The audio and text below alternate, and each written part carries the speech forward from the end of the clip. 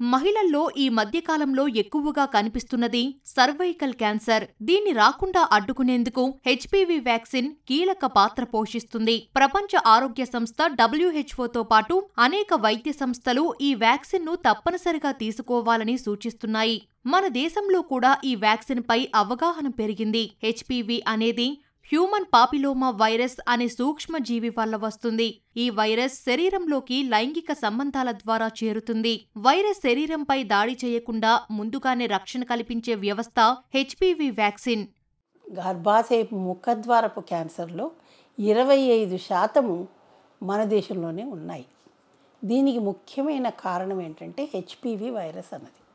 అందులో ముఖ్యంగాను 6, 11, 16, 18 ఈ 4 రకాలు చాలా ముఖ్యము. ఎన్నో రకాలు 100 రకాల దాకా హెచ్పివిలు ఉన్నాయి. ఈ హెచ్పివి వైరస్ అన్నది మొట్టమొదటి సంభోగం తర్వాత మగవాళ్ళ నుంచి ఆడవాళ్ళకి వస్తాయి.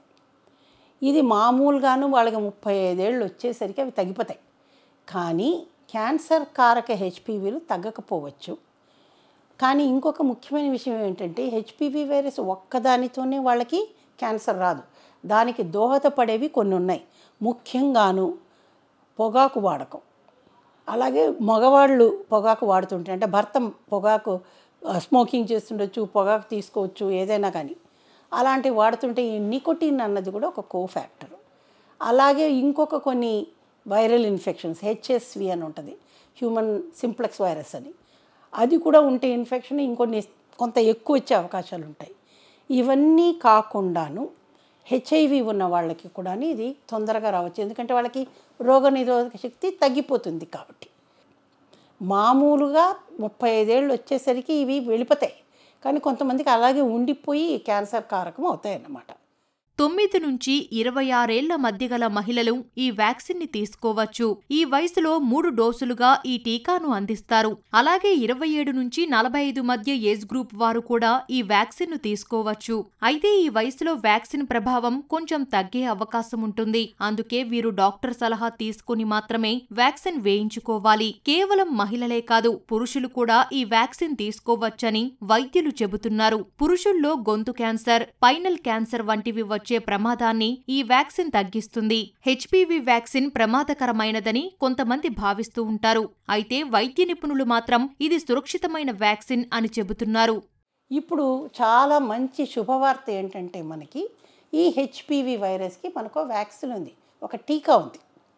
ఈ టీకా గనక ఇవ్వగలిగితే గనక మనము 80 నుంచి 90% వరకు ఇది రాకుండా కాపాడవచ్చు. ఇది వరకు మనకి 4 హెచ్పివి రకాలకి వ్యాక్సిన్ ఉండేది, 6, 11, 16, 18. ఇందులో ముఖ్యమైనది 16, 18. ఈ 6, 11 అన్నవి ఉలిపిరికాయలు రాకుండా కాపాడతాయి. అందుకని ఆడవాళ్ళకి మొదలుపెట్టారు. ఇది చాలా దేశాలలో ఫ్రీగా ఇస్తారు. ఇది మ్యాండేటరీ అంటారు. మ్యాండేటరీ అంటే తప్పకుండా ఇప్పుడు మనం అన్ని టీకాలు ఇస్తున్నాం కదా, పుట్టగానే ఇస్తాము టీకాలు, BCG ఇస్తాము, తర్వాత హెపటైటిస్ బికి ఇస్తాము, అట్లాగే DPT ఇస్తాము, మళ్ళీ వాళ్ళకి ఎన్ని సంవత్సరాల తర్వాత ఇవ్వాలి, అలాంటి వాటిలో దీన్ని కూడా కలిపారు. ముఖ్యంగా ఆడవాళ్ళకి ఇవ్వాలని.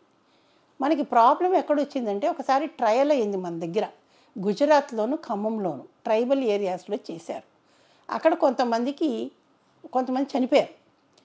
దీని మూలాంచి చనిపోయారు అని ఒక పెద్ద వదంతి మొదలుపెట్టారు.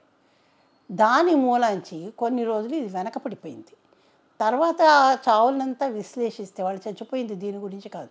కొంతమంది ఆత్మహత్యలు చేసుకున్నారు, కొంతమందికి పాము కాట్లు అయినాయి, కొంతమంది ఇంకేదో జబ్బులు వచ్చి చచ్చిపోయారు. దాని తర్వాత ఇది తెలిసింది. ఇంకోటి ముఖ్యంగా ఇప్పుడు ఏంటంటే ఆస్ట్రేలియా లాంటి దేశాలలో మగవాళ్ళకు కూడా ఇస్తున్నారు ఇది. ఈ మగవాళ్ళకు కూడా ఈ టీకాల వల్ల ఏమవుతుంది, వాళ్ళు పెళ్ళి అయిన తర్వాత భార్యకు వచ్చే అవకాశాలు తగ్గిపోతాయి కదా. కాబట్టి భార్యకి భర్తకి ఇద్దరికి వేయాలి, అంటే అబ్బాయిలకి వేయాలి, అమ్మాయిలకి వేయాలి ఈ టీకా. 9 ఏళ్ల నుంచి 15 ఏళ్ల లోపు ఈ టీకా వేయగలిగితే 2 డోసులు సరిపోతాయి. అంటే ఫస్ట్ డోసు ఇవాళ వేస్తే ఇవాళ నుంచి 6 నెలల తర్వాత. హెచ్పివి వ్యాక్సిన్ సురక్షితమైనది, పైగా ఎంతో ప్రభావవంతంగా పనిచేస్తుంది. డాక్టర్ సలహాతో ఈ వ్యాక్సిన్ తీసుకోవాలి. ఈ ఇంజెక్షన్ ఇచ్చిన చోట కొంత నొప్పిగా అనిపిస్తుంది, జ్వరం కూడా రావచ్చు, అలసటగా అనిపించడం, చేతిలో బరువులు మోయలేకపోవడం, తేలికపాటి తలనొప్పి వంటి లక్షణాలు కనిపిస్తాయి. ఇవి 1-2 రోజుల్లో తగ్గిపోతాయని వైద్యులు చెబుతున్నారు.